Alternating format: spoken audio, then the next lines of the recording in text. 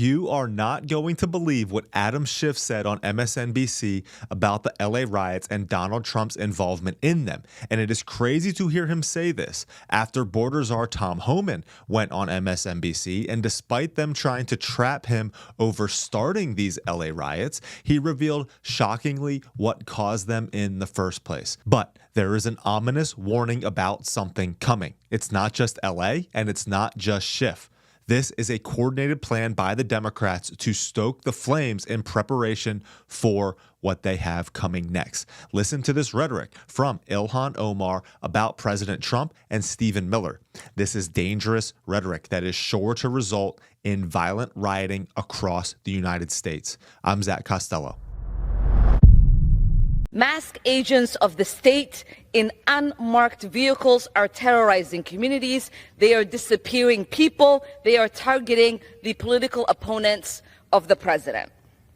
They are using militarized force to silence, intimidate, brutalize not just Americans exercising their First Amendment rights, but also members of the press. They are partnering with Trump's donors, Silicon Valley oligarchs, for a sinister and deeply un-American agenda of surveillance and criminalization based on people's political views. In some cases, just based on where they live.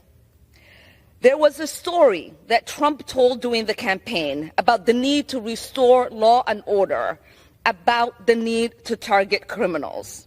Within moments of assuming the presidency for the second time, though, his true agenda became clear. The administration has no interest whatsoever in targeting criminals.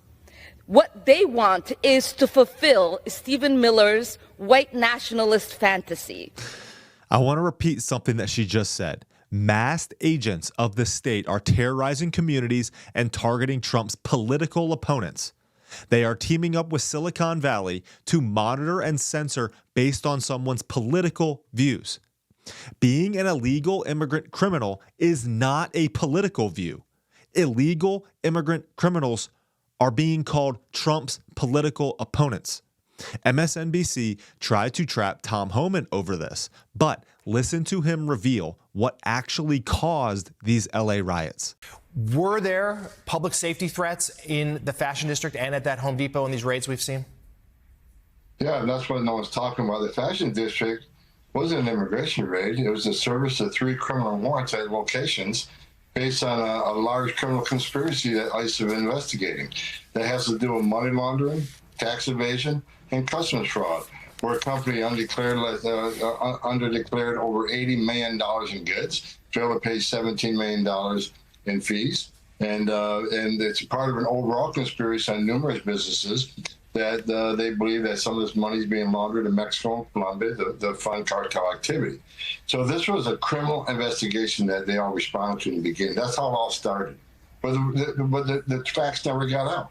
Even though we put the facts out, the media didn't cover it. They just said immigration raids, we're separating families and all the negative information we hear all the time. We took a lot of bad people off the street last couple of days. A Vietnamese national that attended a graduation party was kicked out and came back and killed 2 young people, two young Americans.